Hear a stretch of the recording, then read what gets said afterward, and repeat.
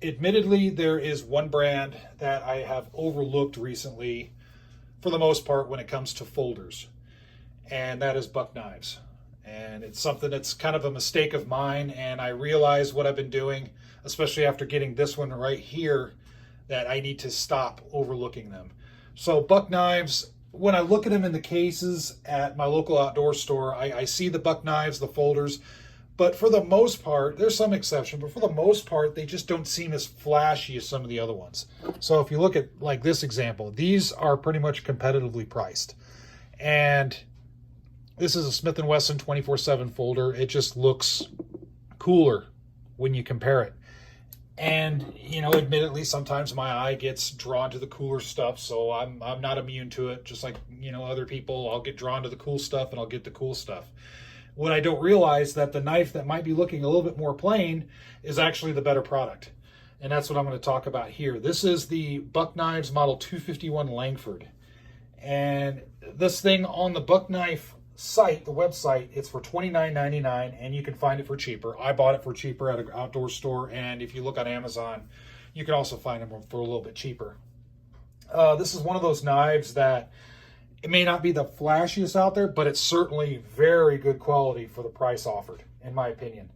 Quick specs, it's drop point steel 7CR stainless steel with the green G10 handle. Now, it also comes with a black G10 handle if green isn't your thing. I just saw the green one here.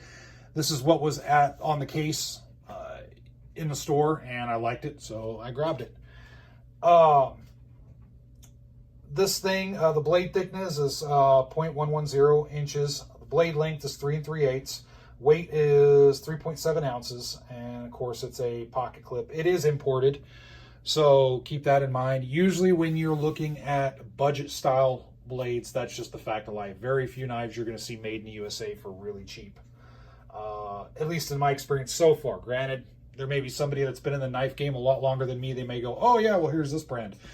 If you know some good made in USA stuff that's really cheap and good quality, throw it in the comment section below. I know there's a few offerings out there, very limited from what I understand.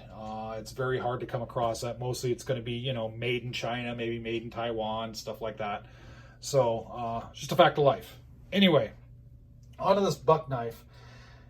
It's a folding knife. It's a flipper. And what I mean by that is right here, here's the flipper. The action is very, very positive.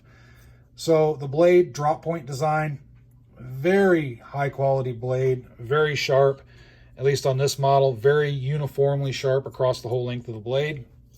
I do like that it has some jimping in the back here, so that way if I need to choke up, I can. Very nice and even cuts.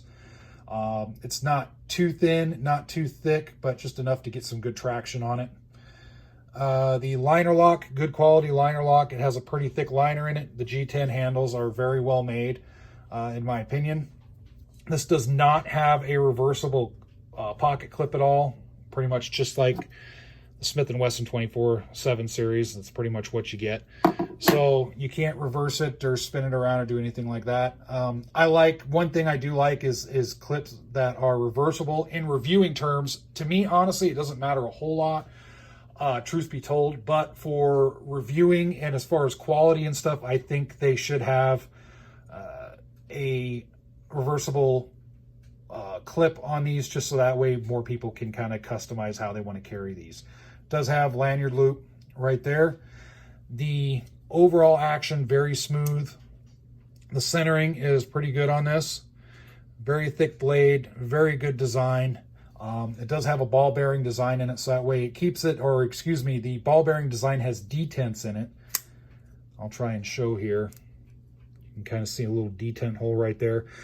What that does is it helps lock it in place when it's deployed, along with the liner lock. And when you fold it, see if I can show you here, it just kind of snaps in. And that helps keep it closed, because you do not want a knife that's partially open, especially with this tip-up pocket carry. When you try and reach in and grab it, you don't want to cut yourself. So overall, very good quality. I love the action on this thing. Very solid action. And to me, that's just, the knife just screams quality for less than 30 bucks. I learned my lesson to not overlook Buck knives anymore when it comes to folders. Now, in comparison, I'm going to show this. This is the Smith & Wesson 24/7. I just reviewed this, and it's a decent little folder, but kind of showing the difference in the blades here between the Tonto and the drop point right here. Just the buck knife is a little bit thicker. It's beefier. You're going to see, I think, you're going to get a lot more utility and use out of this versus this. Not saying you don't get utility out of this. Is still a really good blade, I think, for less than 30 bucks, but this is just better. It's just built better. There's more to it. It's beefier. Any day, if somebody's asking me, well, which one, this one or this one, I'm going to pick the buck every time. It's just better quality. I just can't deny that. So check it out. If you've overlooked buck knives in the past, feel free to check them out. Again, if anything, I mean, the flipper's so good on this, I can't help but just flip it open over and over. But in any case, check them out. They're really good quality stuff, in my opinion. Not the flashiest. And I know they actually have some other knives that are even less than $30, and I may grab them. I know they have maybe some knives that are priced under $20, and I think even $15. So I may, after dealing with this knife, I may go check that out and see what kind of really good deals I can find for that. But very well made knife. I like the G10. Again, it comes in the black if black is more your thing. And one thing I did notice when looking on the Buck website is I noticed that you know, you could add this to your cart, and there's a option to where you can actually laser engrave this knife for $5, or excuse me, for $9. That's kind of cool. I don't know how many other knife manufacturers did that. I haven't noticed that on other knife manufacturers' websites. But to me, it seems really cool that, you know, you can get this for $30, add an extra $9 to it, engrave it as a gift or something like that to a family member, friend. I'm like, that's kind of a cool deal. So anyway, check it out. Let me know your good or bad experiences with this. But to me, it just screams quality. For less than $30. Other people might have some differing opinions. So if you do, feel free to put that in the comment section below. And with that said, I hope everybody's staying safe out there.